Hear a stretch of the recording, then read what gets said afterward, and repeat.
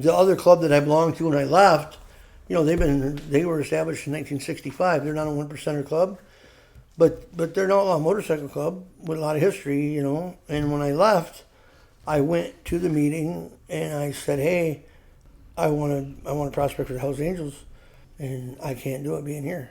And I was the president when I stepped down. And I said, some of you guys are gonna be mad at me.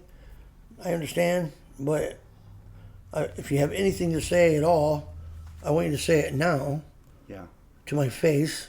Don't do it when I'm gone. Don't talk bad about me. I said, just even if you don't like it, tell me. Yeah. Be men about it. And tell me now so we can get this squashed, because I want to be able to come by here and have a beer with you guys. And I love you. Right. I'm not leaving because of you. I'm leaving because of me. And I don't mean to let anybody down, but it's just I want to do this. Yes. And I left, and there was a handful of guys that accepted it. There was a couple of guys that didn't say a whole lot. The ones that didn't say anything were the ones that meant the most to me, and I knew I let them down. Right. And them were the older members that were around for a long time. Well, then it didn't take too long, and they were over it, and they frequently stopped at my shop. "Hey, how you doing? How's everything going? What's it like? We want to hear what it's like. Right. Any stories, And then I got my patch. I was always welcome at the house. I brought members there. We'd stay, hang out, and it was an open door to us, Yeah. And then when all that went down, I mean, literally, almost every one of them members called and checked on me when they found out that happened. They were pissed off, Who did this? Why'd they do this, BA? What happened? Do we need to take care of them? I'm like, you guys don't keep to yourself about it. So, those are your real brothers. yeah, I never went back to, I didn't go there and hang out. I didn't call, I didn't go there. It was just like, it's part of my life that I'm behind me now. Yeah. And then a member got sick. A member that was really close to when I was in the club, got diagnosed with small cell cancer. It was a fast growing cancer. I mean, the tumors were multiplying daily. I went to his house, and his wife, who's a very special person to me, I said, "Jerry, who's, is anybody coming?" She's like, "BA, I believe it, but nobody's came." And I'm like, "You gotta be kidding me." And she's like, "I don't know what the deal is or why, but no." And I'm like, "Man, I can't believe that, And so I made a couple calls out to some of the guys, and they're like, "We can't go there, man. It's hard." I'm like, "Yeah, but man, you gotta go. Yeah. No matter how hard it is, man, don't not go. Yeah. Because when he's gone, you're gonna regret not going." Absolutely. I went every day for 4 months. I never miss a day, and he got really, really sick, Yeah. And I was there watching him, and he was a big guy like me, and he whittled away to a guy smaller than you. Yeah. And the last few days were really heavy. We talked about a lot of stuff, Yeah. And he said, "Yeah, BA, man. When you left, I was mad. I was mad at you for a long time for leaving. I was mad at you, And I said, "I'm sorry, bro." He said, "But you're a real brother, man. I want to leave you my patch." And I'm like, I didn't even ring it. Didn't calculate at all. He had to have this shot where if this tumor was so massive that it had his head pushed over like this. And they told his wife, if this thing ruptures, there's going to be like a 15-minute period where he's not going to, he's going to be alive, but he's going to go through a traumatic event. Yeah. If you give him this shot, it'll put him out, and he won't remember none of it. The shot wasn't like a Jack Kevorkian shot, but it was Versed and whatever sedation. It was, the sedation. Mm-hmm. She's like, I can't do it. So they called me over there, and he asked me if I would do it. And I'm like, "Man, dude, you're asking, man, yeah." I said, yeah, I can do it, He said, "Man, please." I'm like, I got you, bro. Well, then the first night, I'm just thinking, "God, please don't rupture, man. I don't want to, And I'm sitting there and I'm looking at him, and he was, he was a bad dude, man. His name was Messy, that was his name. And I said, "Bro," I want to ask you something, but I don't want you to be offended by it. I don't mean it in a disrespectful way. I don't mean anything bad about it. or I said, I know you want to die at home. I said, but hear me out, man. There's a place called Hoppin' House here in town that makes you super comfortable. Yeah. It's a peaceful place. It's a beautiful environment. There's kind people there that help keep you comfortable until you go to the upper room. If you stay here and the tragic event happens, and it happens where we're sitting, every time Jerry comes to that door, right, she's got to walk over the top where you laid your last breath. Right. You know, and that's no good. No, not at all. I said, but you can get up on here right now and walk out of here on your own 2 feet, and that not happen. You know. Yeah. I said, but I know you want to be here. I understand that, but I'm just saying that's an option. Well, when can I go? And I said, well, you could probably go anytime. Yeah. He said, all right, I'll go. I mean, it was that quick. It wasn't even a thought. It's the right move. You know, and then he left, and then he's gone the next day. He was gone.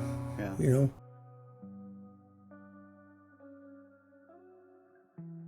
You know, the funeral came and went, and, you know, it was one of those situations. Then she became sick, the wife. The club put a party on for her. I get invited. I hadn't been in the clubhouse in 10 years. Yeah. My son, he was my blessing from New York. I had 4 daughters. Yeah.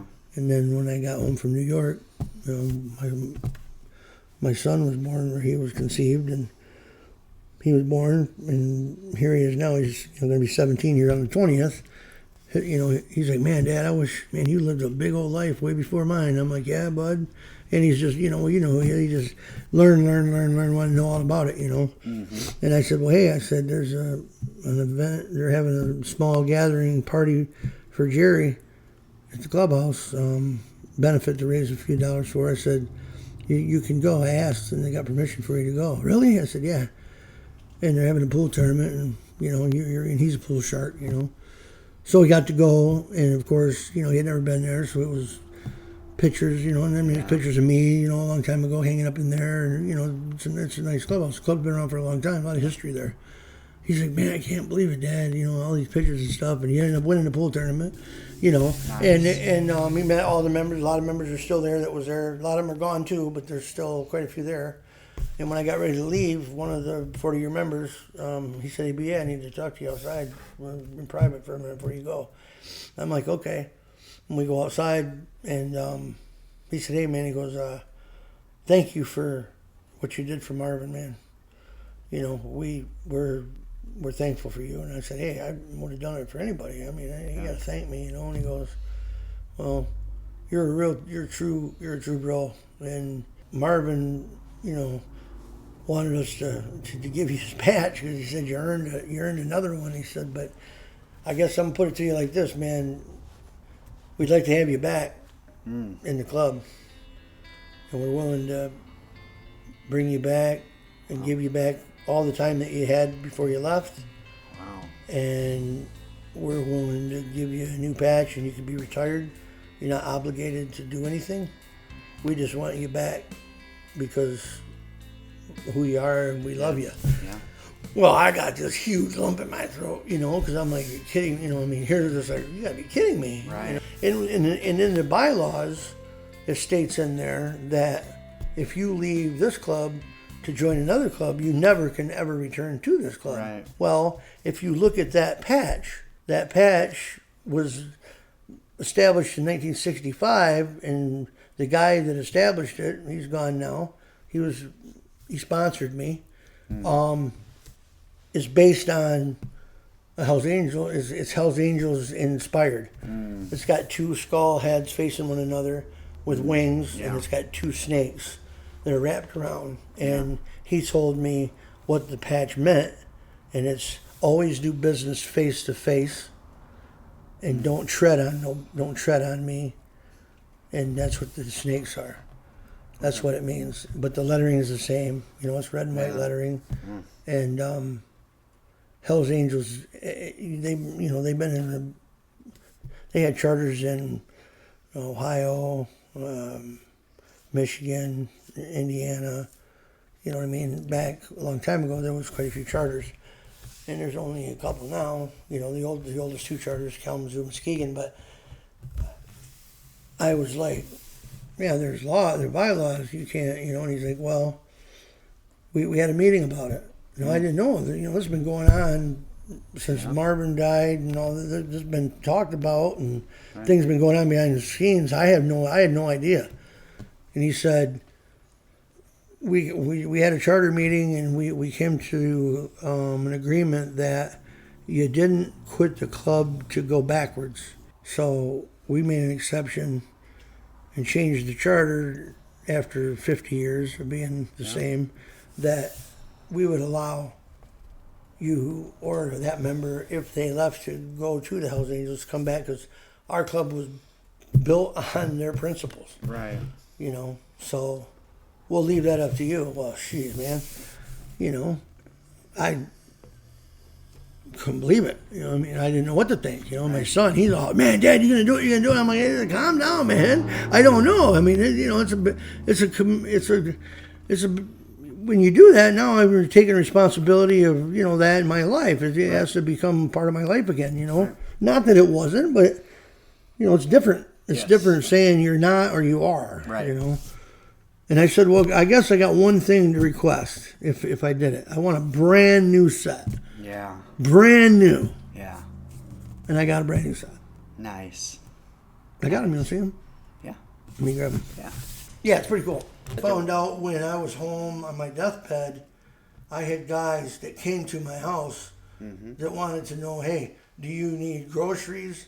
Do you need money? Right. Do you need someone to come over here and mow your grass? Right. The guys that I left were the guys that stepped up and said, hey, man, we got you, you know. And then I really felt like, man, I should have never left. It's ambition, though. It's ambition. Everybody wants to move up. Everybody would have done the same thing. You know, nice ending to a hellacious events of... It is. You know. It really is.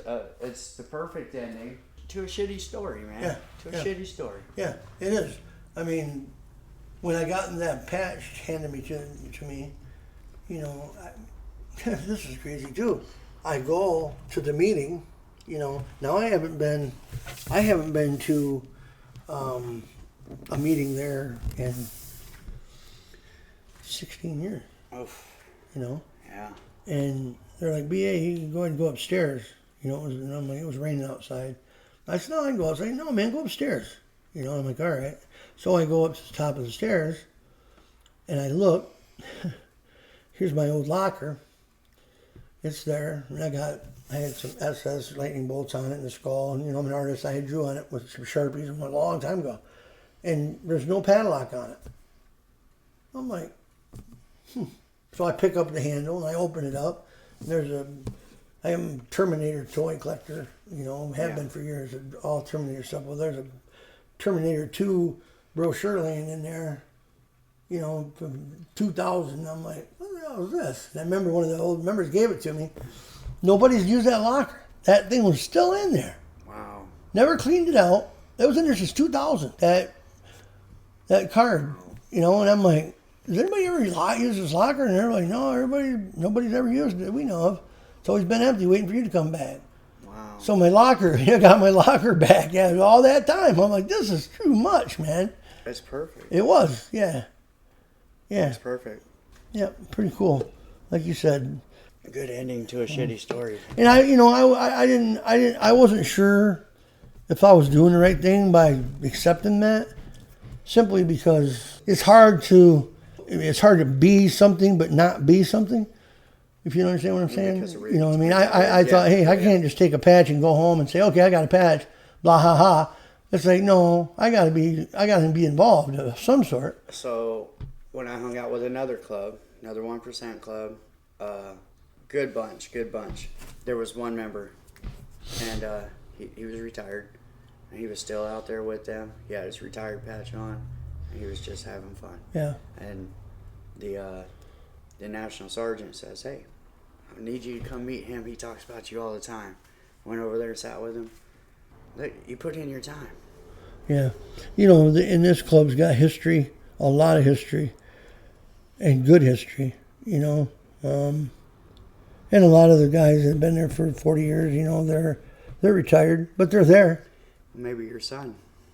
Well, he's been, Abraham, he's going to. He's going to do something. I mean, and he's got to meet some of the most coolest people on the planet, Mm-hmm. Peewee loves him, and that means a lot to me. I mean, you and him, he's like, I talked to Rick. I'm like, really? You know what I mean? He's like, yeah, I talked to Rick. I'm like, well, I didn't, but cool, right on. You know what I'm saying? So, it makes me feel good that, Peewee especially, man, we went to Milwaukee last year, and man, them guys, man, they laughed, and I never heard two guys laugh. We're at the museum, and there's this big advertisement thing about 1%ers and Hell's Angels. It was right after George Christy left the club, and this guy comes up there, and he's wearing this like kangaroo safari hat, and he had these like weird looking pants on and a shirt, and he's kind of a weird looking guy, Mm-hmm. And he starts talking about the Hell's Angels, and he's going on and on and on about everything he knows, and he's a journalist, and he's did this and did that, and blah blah blah. And Pewee's like, "Have you ever met a Hell's Angel?" And he's like, "No, not yet." And he goes, "Well, you're meeting two of them right now." Yeah. And he just threw that out there, and the guy was like, he looks around, and he goes, "Us, me and him." And he pulls out his phone, and he's like, "Here," starts scrolling through pictures, and this guy's like, "Oh God, can I get my picture?" He's just freaking out, man. He gets his picture taken, gets a bunch of stuff signed. He had no idea. It was hilarious, man. Abraham was like going like this to me behind him. Yeah.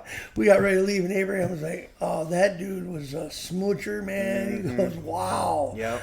He's like, "That guy was too much, man. I think he wanted to give you guys a kiss and stuff." He giving Peewee a hard time. It was funny. But yeah, that dude, he was telling us all about, how much he knew. Yeah. He had no idea who he was talking to. There's people that know a lot of stuff, but Yeah. it's all media. Yeah, Abraham, man, he's like, "Dad, what's the clubhouse like?" I said, "Well, we'll go sometime." This was before the invite, He got to go, and then he won the tournament. That was really cool. Yeah. And there was some other clubs there. Some clubs that I knew, they were friends when I was back in the club. A couple of old Vietnam vets. They were there, He said, "B.A., man, your kid's whooping some ass. But I think I've got a plan for his night's over." I said, "Well, he's been on a pool table since he was little. He's good." Yeah, he won the tournament, won the money. Then he gave it to her. Yeah, I didn't ask him to. He's like, handed her the money. He goes, "Here, the benefits for you. Here's the money from the pool tournament." She's like, "Abraham, you gotta do that." And he goes, "Yeah, I do. Yeah. That's why we're here. It's for you." Yeah, exactly. So that made me feel good. 'Cause I didn't tell him, didn't have to. No. Paying attention to what he's being told. He's around men all the time. So I just told him, I said, "Hey, just, listen to what people got to say. You're not learning when you're talking." We'll go grab your patches. Yeah. I'm going to give you that. That's an anniversary patch. This was their 50th year back in 2015. Oh, yeah. Here's a Michigan rocker. And this is, Now you got to put it all together. that's how this goes.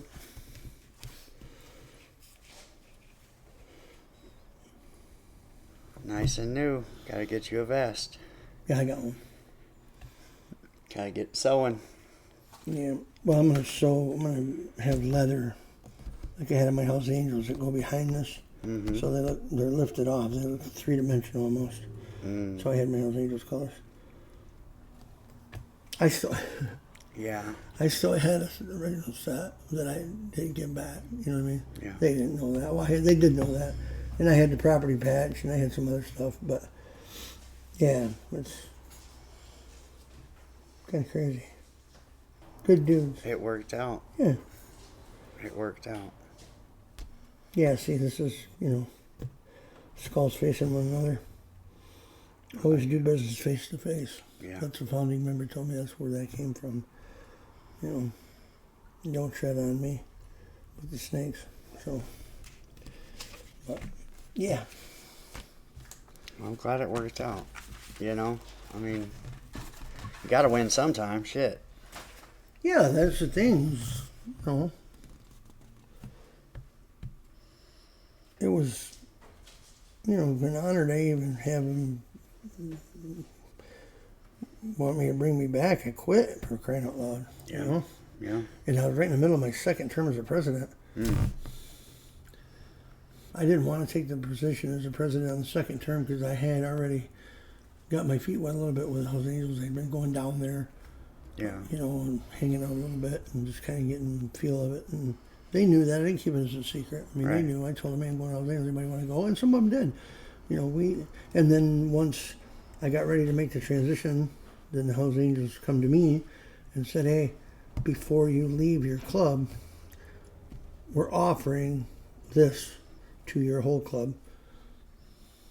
So get you guys together and come down. So I took all my members. That would have been the end of that patch right there, though. Surely would have been. And there was guys All there that said, hey, what says you're going to make it? What do you mean? I could still hear Dale, you know. What do you mean? And the guy was a 30-year member then, or a 25-year member. He said, hey, I'm not trying to insult you, but I've earned the right to say what I want to say. You asked me to come here. You asked me if there's anything I wanted to say. That's what I'm asking. Absolutely. You know, what says you don't make it?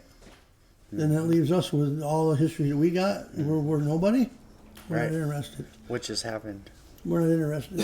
Which has happened to some pretty big clubs. We're not interested. And I thought, that's righteous enough. Yeah. You know. And it was the right choice. That's righteous enough. I mean, that's, you know. Yeah. But it was correct. It was the correct choice. Yeah, they were right. They went their gut feeling. It's okay. Young and ambitious is okay. Yeah. You know. That member's still alive yet. He's still alive. So I haven't got the opportunity or the privilege to see him yet. I want to. Yeah, I think you need to try and make that happen. You know, yeah, I will. Yep. Yeah, I will. I'll make it happen. I mean, I've been going hanging out a little bit and taking Abraham and been working on a couple of their bikes. Got them going. Yeah. That one was just here. I've known him for shit.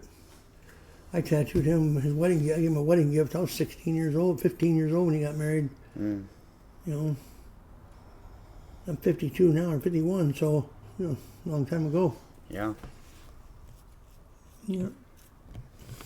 That's why he didn't stop to see me. He didn't know he had something going on. My dad probably told him, but, you know, he's been a member 25 years.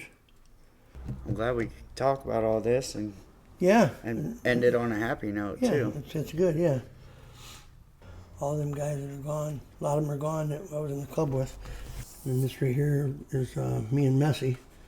He's the one that passed away. That goes to show you that me and him were tight back then. But this was Muskegon's charter. There was a couple Kalamazoo guys there too, Nick Trevino. This is the one right here that said no. We ain't going nowhere, you know. Nasty Nick. But in these pictures, now I look at them and this is Blister. He was really, really good brother. He's gone. Spidey Joe, that was who was just here. Orphan, he's gone now. Crazy is gone. That's Jake. Pugsley still with us. That's L.A. Grease is gone. Grease was a Hells Angel. He left. He went when I did from the other charter in Kalamazoo. I'm going with you, BA, and he made it. And then, then they folded Michigan.